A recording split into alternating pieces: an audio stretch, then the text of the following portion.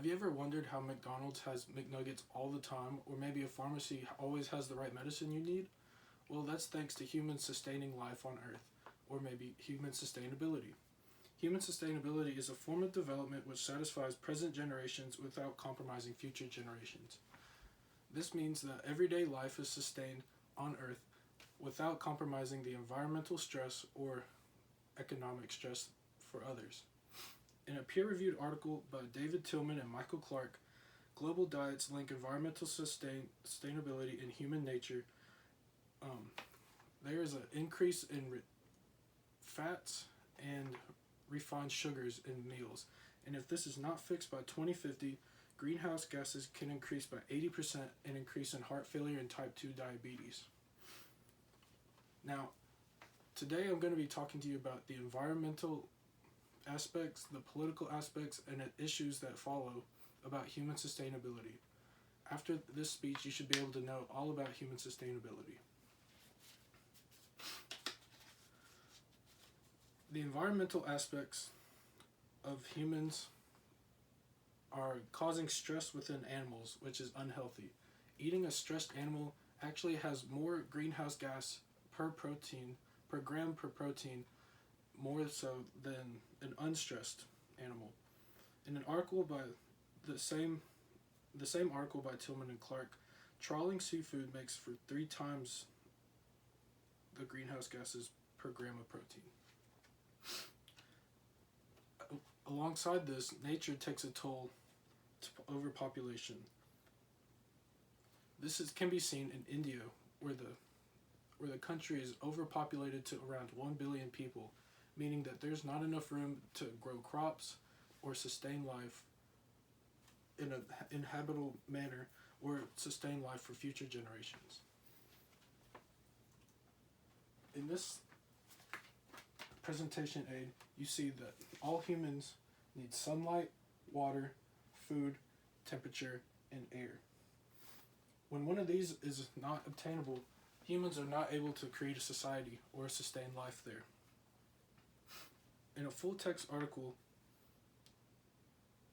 Impact of Population Growth on Environmental Degradation, Case of India by Ray in 2011, the soil there had become degraded, the water had become depleted, and loss of biodiversity and livelihood security was also reported there.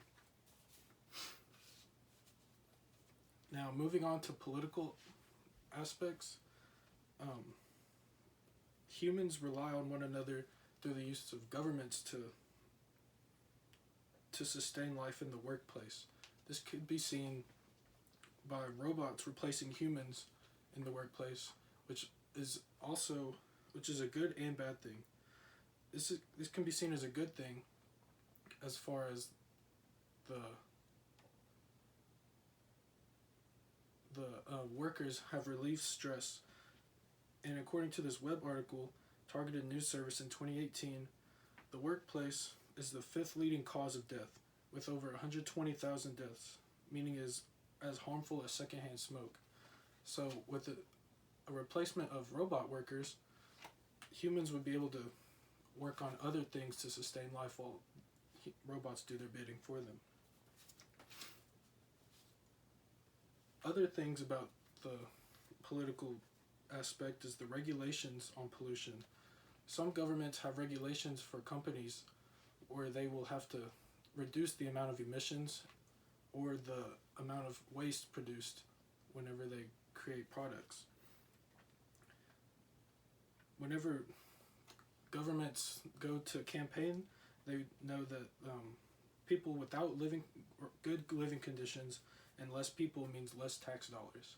So in order to get more tax dollars, they will campaign to increase the environmental standpoint as well as the economic for people when wanting a city to govern. In a website article from facingthefuture.org, when human needs and rights are not met, inability to participate in social, economic, environmental systems that promote sustainability takes place. Now, as for those aspects I've mentioned, here are the issues that correlate with it. pollution prevention and renewable energy are at the utmost issue that most people already know about. Renewable energies such as solar power, hydropower, and wind power are great alternatives to using fossil fuels, which create greenhouse gases and ruin the ozone, as well as are not renewable. So that means that they will have to be used up and cannot be used again. Overcrowding and overpopulation are aspects of the political side, meaning that people do not have enough place to live or do their sustainability, which means that nobody can.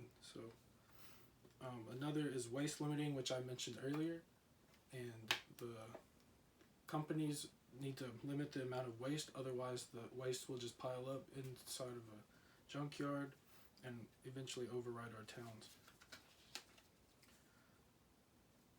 The government mandates sustainability either by trade or by legislation. The trade with other countries allows for societies around the globe to produce, which means that people will not be overpopulated in one area. Otherwise, they will be able to trade the goods they have there to other places that don't have that good and require it for themselves. In an article from waterfootprint.org, in order to promote sustainable development with respect to environment, agriculture, energy, and economy, the government enacts laws in concern in order to mandate those. And as for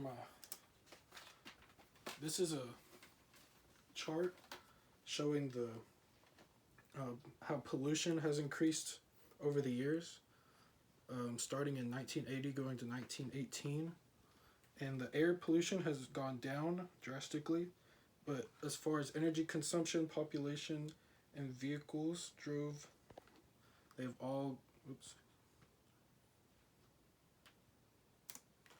gone up, and they have all increased significantly to the point where it has become an issue. As you can see, I've covered human sustainability and the ways that it is important.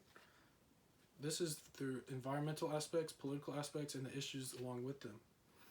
Now, hopefully you will know more about human sustainability and have an opinion on whether it is an important aspect of your own life.